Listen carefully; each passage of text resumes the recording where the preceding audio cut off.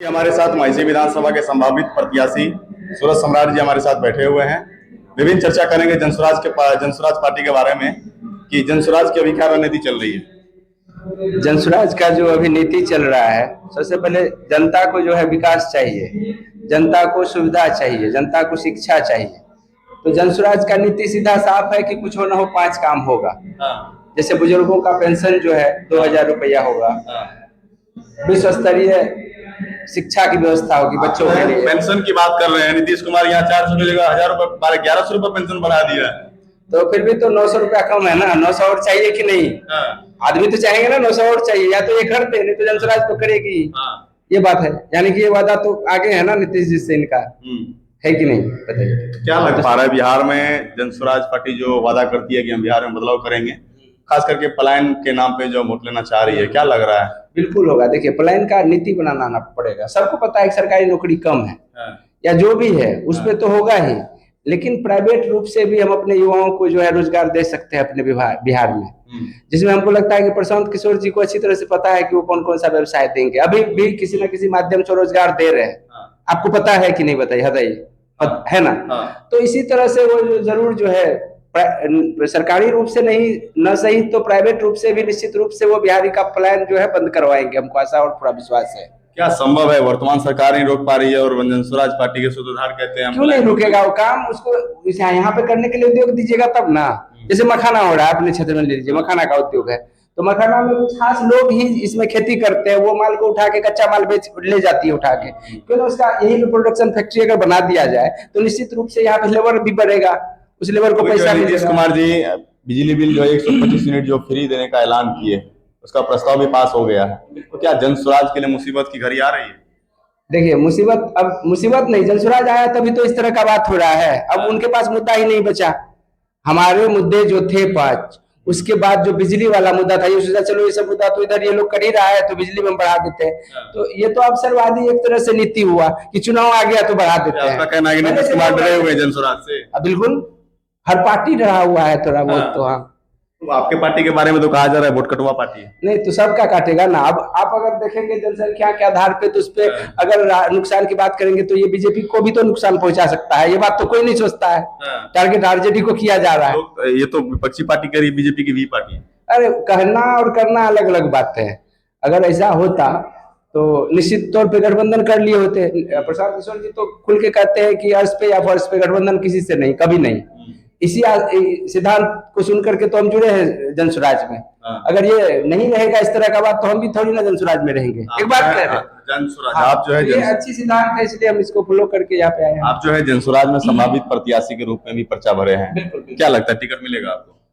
अब ये तो पार्टी पे निर्भर करता है कि पार्टी अगर किसको देती है, किसका प्रचार प्रसार अच्छा होता है, किसका क्या कहते हैं फ्लोअर्स ज्यादा है, बहुत सारी बातें होती है जिसके आधार पर कैंडिडेट तय किया जाता है। तो जनसुराज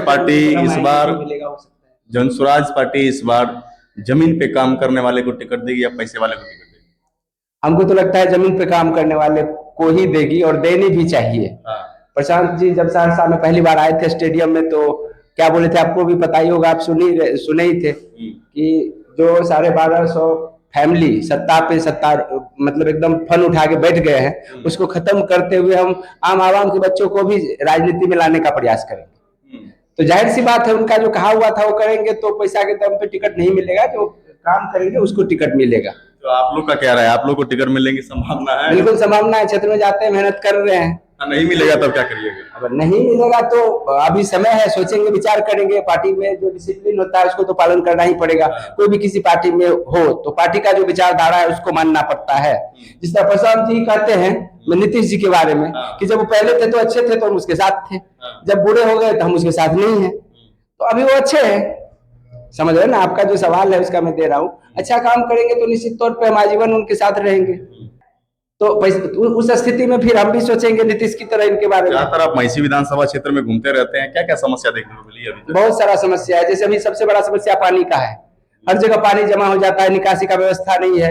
मुखिया जी को बोलिए तो बोलेगा प्रधानमंत्री सड़क है, और वो उसमें प्रॉब्लम होगा बोलेगा मुख्यमंत्री सड़क है। इस तरह से बहुत सारा ये छोटा मोटा जो है सबसे समाज में बड़ी समस्या पानी का है। ज्यादातर कोसी इलाके में फ्लड का समस्या, बाढ़ की समस्या ज्यादातर रहती है। हाँ, तो जनस्वराज की क्या कोई तैयारी है ऐसा? देखिए जनस्वराज का तैयारी क्या हम बता देते हैं। जनस्वराज का जो है सबसे पहला यूथ क्लब जो है हमारे घर पे ही खुला था। अभी भी मेरे घर पे यूथ क्लब है, और उस समय से ही जनस्वराज में जो लोग पहले से आईपैक वाले हैं, वो लोग यहाँ का हर पंचायत का डेटा वार्ड वाइज लेके रखे हुए कि किस वार्ड में कौन सा प्रॉब्लम है। हमसे भी पूछा गया था तो हम अपने पंचायत का पूरा ब्यौरा दिए थे कि ये सारा प्रॉब्लम है। तो मुझे लगता है जनस्वराज के पास इतना डेटा है, उसके पास है कि वहां से वो खुद फोन से प्रतिनिधि को बोल करके उस समस्या का हल करवा सकते, क्योंकि उनके पास डेटा है और उसके पास प्लान भी है। और ये चीज हम साथ मिलकर किए थे जब यूथ क्लब खुल रहा था। अभी तो चुनाव का समय आ रहा है। अभी यहाँ ऑफिस कार्यालय में आप लोग का क्या रणनीति तैयार होने वाली है? ऑफिस में जो है हम लोग जो प्रत्याशी लोग हैं विधानसभा में, मैसी विधान पूरे कोसी प्रमंडल का बात ही हो रहा है के नेता यहाँ पे इकट्ठा हैं। ये लोग अपने क्षेत्र में जाके क्या करें, इसी का एक कार्यशाला है। ठीक है, इसमें बताया जा रहा है कि आपको दिन में कम से कम 4 सभा करनी है, किसी को 6 सभा करनी है, बड़ी सभा करनी है, छोटी सभा करनी है। ये सभा किस तरह से की जाए, कैसे आप लोगों को बुलाएंगे, कैसे बैठाएंगे, इसी का ये कार्यशाला चल रहा है अभी। तो ये पार्टी डिसाइड करती है या कुछ प्रत्याशी अपना भी प्रचार प्रसार करते हैं घूम के? देखिए कुछ ऊपर से भी आता है। आप लोग जमीन से जुड़े हुए हैं, आप लोग तो प्रचार करते रहते हैं। देखिए मैक्सिमम पार्टी में जो है ऊपर से आदेश आता है। लेकिन मेरा मानना ये है कि जैसे हम लोग बैठे सभी प्रत्याशी, तो हम लोग बैठ करके खुद भी, अरे जैसे बोलेंगे कि आप बताइए ऐसा क्या करें कि विधानसभा में मेरा वोट बढ़ जाए, एक आप बताइए, एक आप बताइए, इस तरह से हम कलेक्ट कर सकते हैं सूचना को। ऐसा बात भी आएगा जो एक दूसरे के दिमाग में ना हो, तो ये मिलकर के बहुत बड़ी संख्या हो जाएगी, जिसपे अगर हम काम करें तो निश्चित रूप से हम जीत सकते हैं। भ्रष्टाचार में भी आ सकता है, जरूर नहीं है कि हमारे आका बोलेंगे तभी हम करेंगे, हम लोग खुद भी कर सकते हैं। भ्रष्टाचार को लेकर मैसी विधानसभा में क्या क्या समस्या देखने को?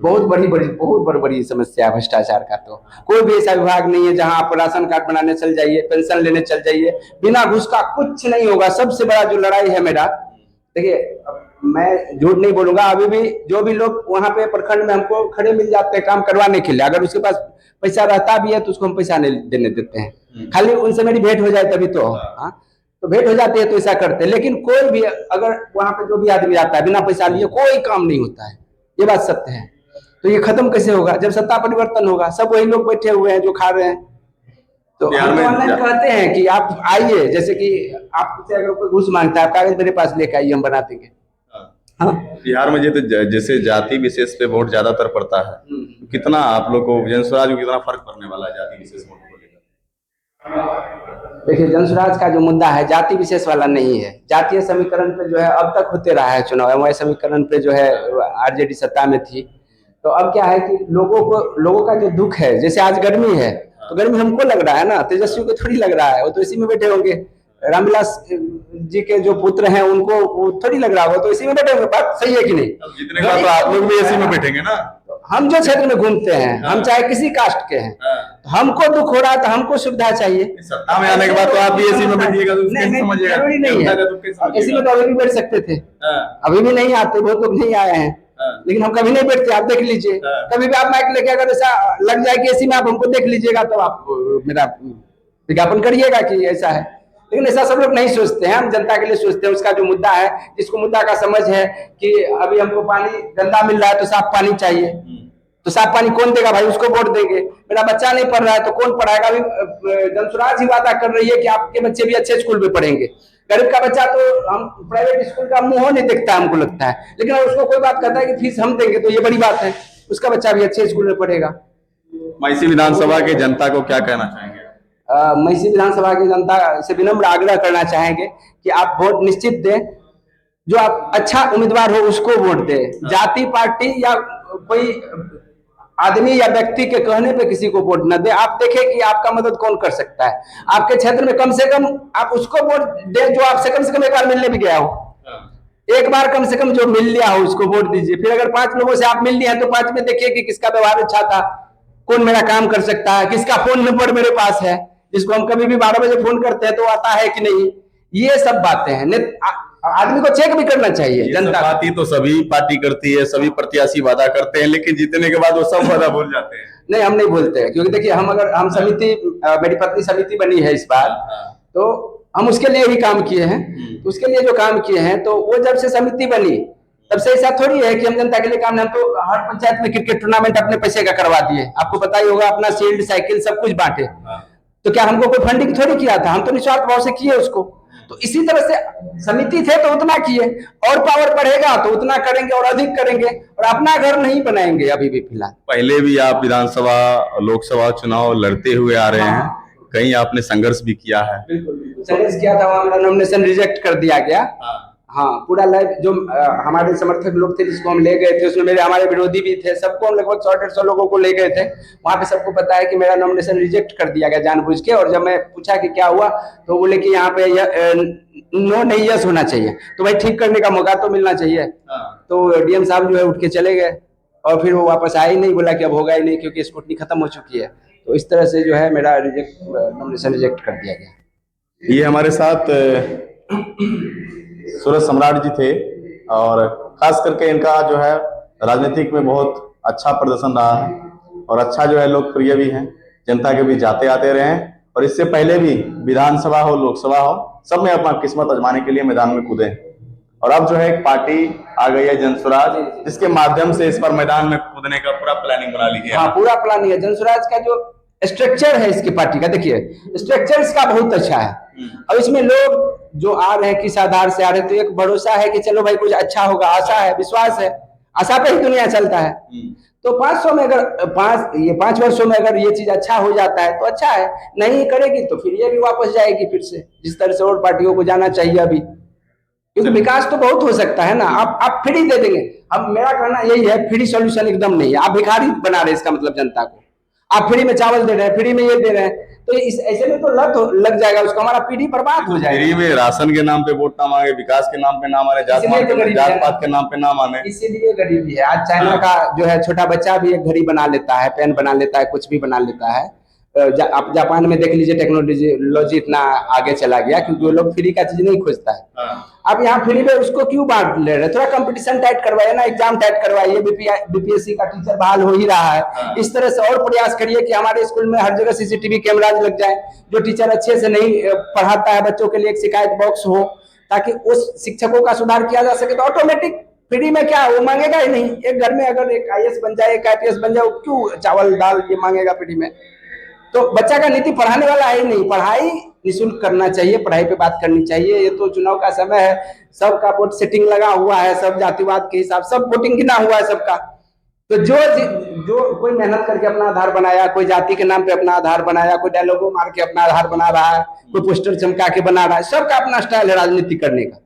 तो कौन आता है वो देखिए, लेकिन सब अपना प्रयास तो कर रहा है। कोई जातिवाद कर रहा है तो जातिवाद का हथकंडा लगा रहा है, कोई ईमानदार है तो ईमानदारी का हथकंडा लगा रहा है। मेरा है कि सेवा करना।